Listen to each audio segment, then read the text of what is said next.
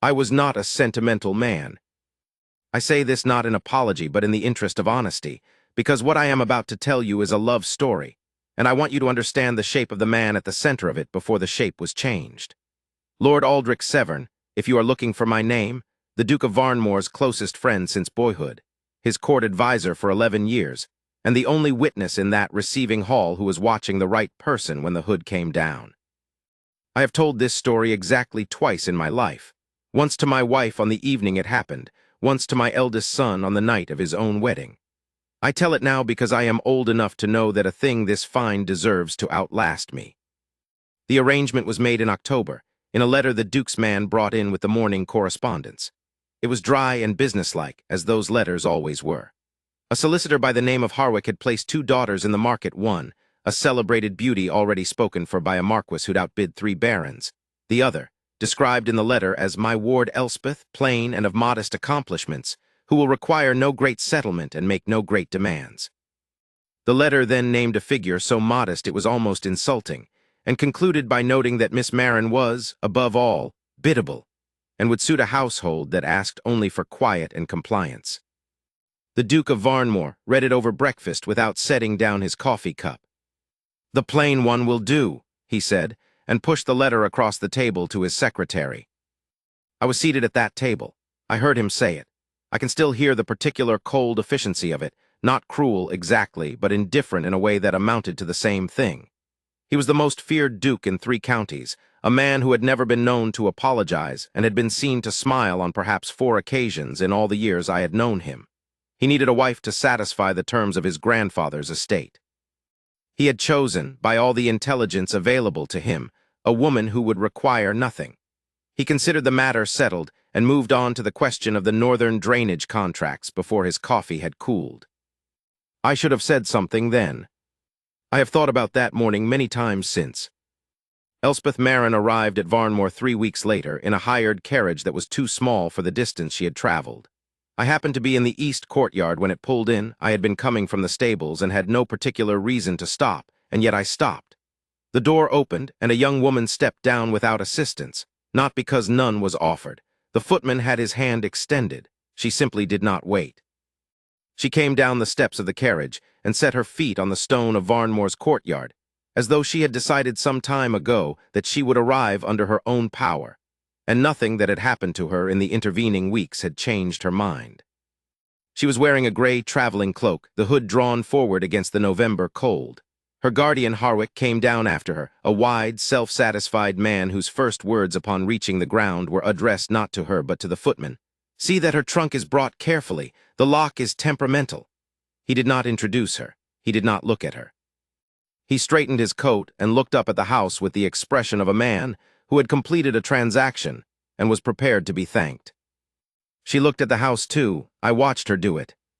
There was a long pause, the kind a person takes when they are deciding something, and then she turned her head very slightly, and I had the impression, though her face was still half in shadow beneath the hood, that she was taking the full measure of what she'd come to. Not frightened, not resigned. Something more like prepared.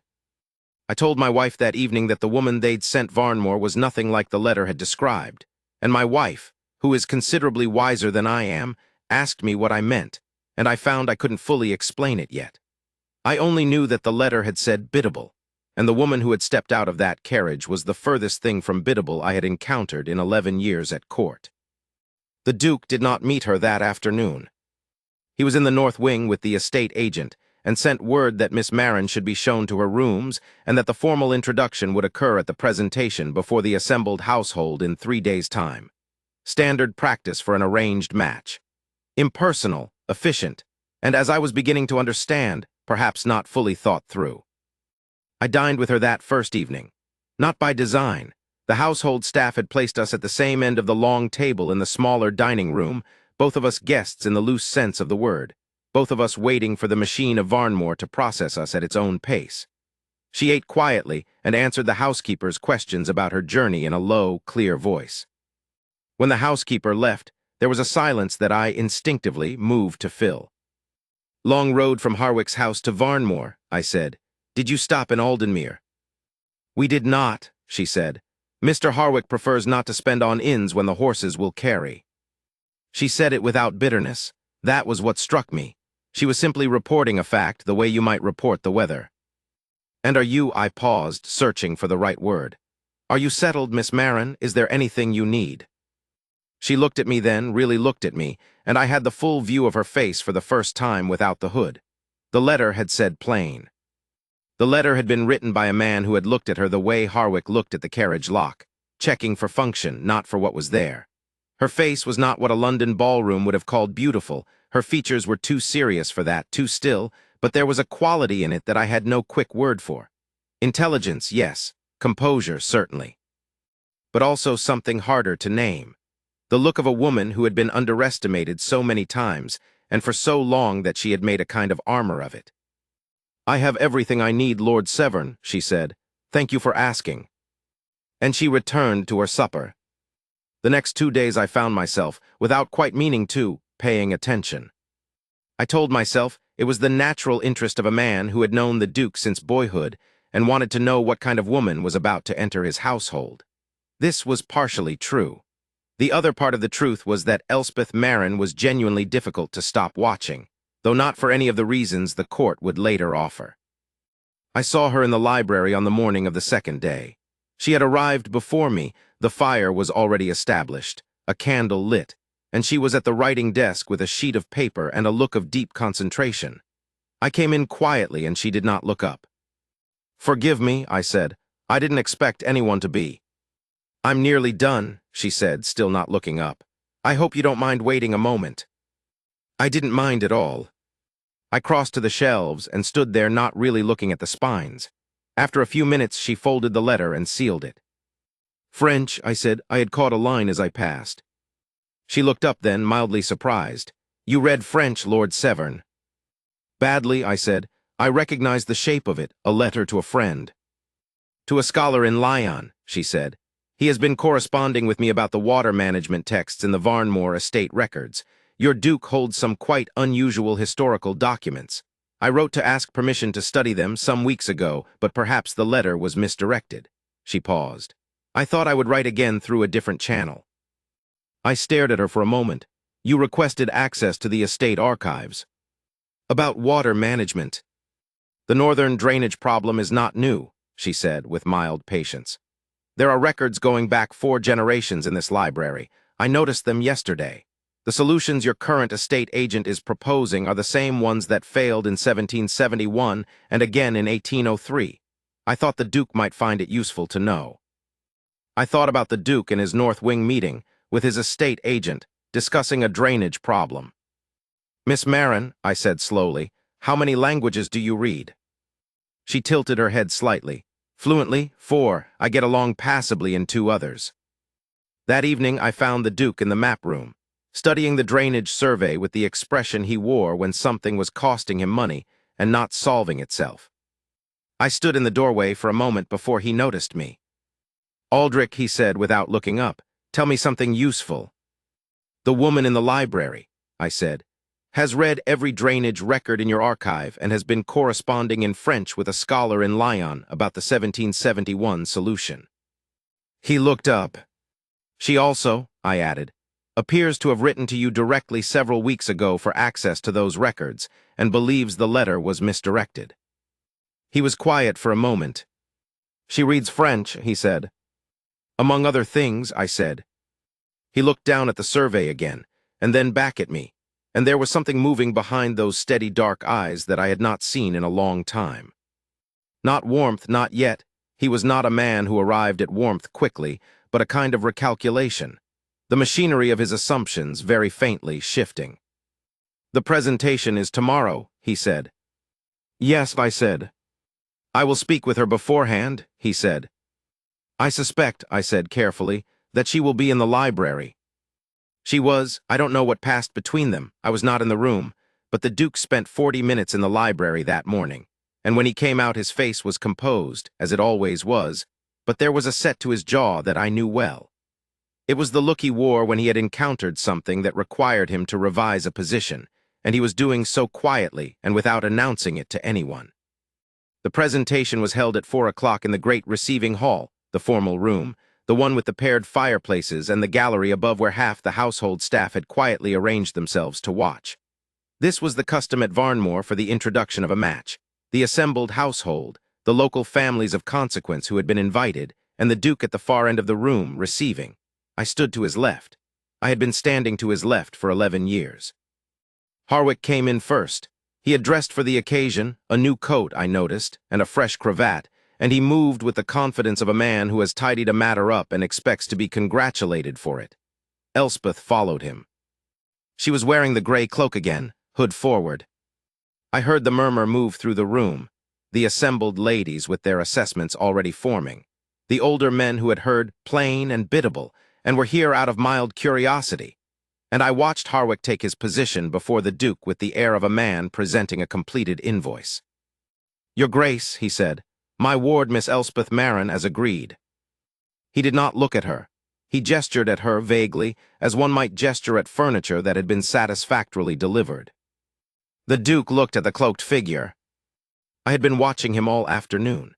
I had watched him through the library hour and through the rest of his day, and I knew this man's face the way you know the sky after long years in one place. What I saw now was not the cold efficiency of the morning he had read Harwick's letter. It was something more careful than that. He was watching her the way I had watched her step from the carriage, with the particular attention a person pays when they have been told one thing and have begun, privately, to suspect it is entirely the wrong thing. "Miss Marin," he said, his voice carried, it always carried. And then Lady Fenwick spoke from the left side of the room, because Lady Fenwick had never in her 64 years passed up an opportunity to make the hierarchy legible to anyone who might have missed it. "A plain arrangement," she said, to the woman beside her, not quite under her breath. "Harwick's leftover." I cannot imagine what counsel he followed. The room did not quite go silent, but it shifted. That particular shift that happens when a cruelty has been spoken just loudly enough to be heard by its target and just quietly enough to permit the speaker to deny intent. Elspeth Marin lifted her hands and lowered her hood. I have tried in the years since to find the right words for what happened in that room when she did it. Not because her face was what the ballrooms called beautiful, I told you already it was not, but because the face that met that room was so entirely unhurried. She did not flinch. She did not color. She did not arrange herself for their approval or shrink from their assessment. She looked in the clear candlelight of the receiving hall, like a woman who had heard plain so many times she had long since stopped measuring herself by it, and had spent the time saved becoming someone else entirely. She turned her head and looked at Lady Fenwick, not with anger, with the courteous, level attention of a woman who had decided to answer. "Lady Fenwick," she said, and her voice in the hall was clear and unhurried as her face. "I believe you said your late husband negotiated the Aldenmere Grain Treaty?" She paused precisely long enough. "I have read his account of it, in his own letters held in the Varnmore archive written to the French trade minister, a handsome correspondence. You must be very proud." She let one more beat fall. He was wrong about the conversion figures, but the intent was commendable. The silence that followed was absolute. She had said it in English. She repeated the correction, softly, in French, for the benefit, she said with perfect composure, of the two visitors from Lyon who had come with the trade delegation and who had been standing near the window since the hour began, looking politely bewildered by proceedings conducted entirely without reference to them.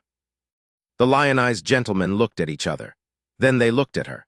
Then one of them said something that made the other laugh, and she answered him briefly, warmly, and the exchange that followed lasted perhaps a minute, in French so fluent and quick that only 4 people in the room could follow it. I was one of them. The Duke was another. I watched him. I had been watching him since the hood came down, and I watched him through every moment of what followed. The Latin she produced for the estate records question one of the household scholars raised, nervously, perhaps to rescue the situation and perhaps because he genuinely wanted to know. The German she offered to the elderly widow of a Hanoverian merchant who had not been properly addressed by anyone in 2 years of attending these occasions. I watched the Duke of Varnmore, who had said, "The plain one will do," over his morning coffee, and moved on to the drainage contracts, stand at the far end of his receiving hall, and watch a woman dismantle every assumption the room had carried in about her. His face did not change, but his hands, which had been clasped behind his back in the posture he held in every formal occasion, unclenched. He stepped forward. The room moved, not physically, but in the way rooms do when the most powerful person in them has indicated a direction and every social current follows. The murmuring that had been building, assessments, revisions, the hurried conversational repairs of people caught on the wrong side of a miscalculation, fell quiet. He crossed the floor, not quickly. The Duke of Varnmore did not hurry. He moved with the certainty of a man whose mind was made up, which was the only mode I had ever known him to move in, but the mind that was made up now was a different one than the mind that had read a letter in October. He crossed the floor of his own receiving hall and came to a stop before her, and he was close enough that the room could see his face. "Miss Marin," he said. He did not say it to the room, he said it to her. She met his eyes. She did not look away. "Your Grace," she said. "I owe you an apology," he said. He said it quietly, but the hall was silent enough that it carried. "For the misdirected letter. The records should have been made available to you at once. I understand now that you identified the 1771 correction some weeks before my estate agent arrived at a different and more expensive conclusion." A pause. "I intend to implement your recommendations," he said, "with your permission." It was not, I want to be precise about this, a declaration of love. It was not a sweeping romantic claim of the kind the ladies in the gallery were perhaps hoping for. It was the Duke of Varnmore acknowledging, before his assembled household, that a woman they had all agreed to overlook had been right, and had been right longer than any of them, and that he was not interested in pretending otherwise to save the room's pride. But it was also, and I knew him well enough to read it, the most public thing I had ever seen him do without being required to. He had not been asked to cross the floor. He had not been asked to speak first, or to say her name, or to address her as though she were the only person in the room worth addressing. He had done all of it because he had stood at the far end of that hall and watched her, and something that had been very fixed in him had come loose. Lady Fenwick said nothing for the remainder of the occasion. Harwick, I noticed, left early. I will not tell you that the road from that afternoon to their marriage was without difficulty, because it was not.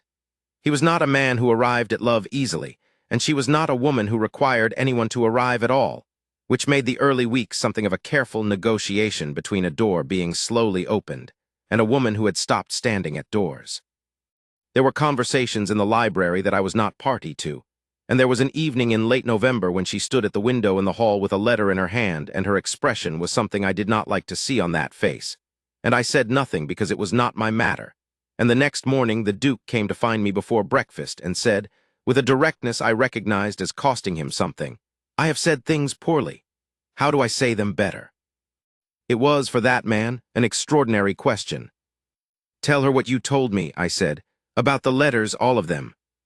He looked at me. "The ones you didn't redirect," I said, "the ones you kept."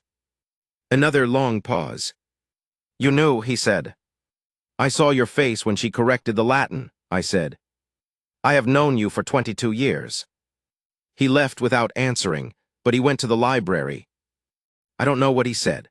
I know that the following morning she came to breakfast with the look she'd worn in that courtyard on the day she arrived, prepared, settled, decided. And that when the Duke came in and sat down across from her and said, "Good morning," with more care than he usually afforded to the syllables of ordinary things, she looked at him, and something that had been very composed in her face allowed itself, quietly, to soften. They were married in December, in Varnmore's own chapel, which holds 40 and held 80 that morning, because apparently the entire county had developed an urgent interest in the occasion. I stood beside him at the front. The stone was cold, and the candles were good, and when she came in on nobody's arm, because she had told the steward that she was quite capable of walking herself forward, and it would be strange to pretend otherwise. There was a sound in that chapel I had not heard in years of standing in that spot. Not weeping, closer to the held breath that precedes it. He took her hand when she reached him. He held it the way you hold a thing you have nearly lost through inattention. And when the ceremony was done and he looked at her, it was with an expression I had never once seen on the face of the most feared Duke of Varnmore in all the years I had known him. Something entirely unguarded. She looked back at him, level, warm, with the same unhurried quality she'd had since the moment she stepped out of that carriage and set her feet on his stone. And she said, very quietly, so that only he and I and the officiating canon heard it, You could have just read my letter." He laughed. I had known him for 22 years, and I had, I told you, seen him smile perhaps 4 times. That was the 5th. I think about that moment sometimes, the receiving hall, the hood, the absolute silence when she turned to face them all, the long crossing of the floor. The court expected a plain convenience. They got the woman who had already solved the problem they were still meeting about. The Duke expected a quiet arrangement that would trouble him with nothing. He got the only person who had ever made him cross a room in front of everyone he knew, without being asked, because the alternative was simply unthinkable. She is the Duchess of Varnmore. She has been for 31 years. The drainage system she redesigned still holds.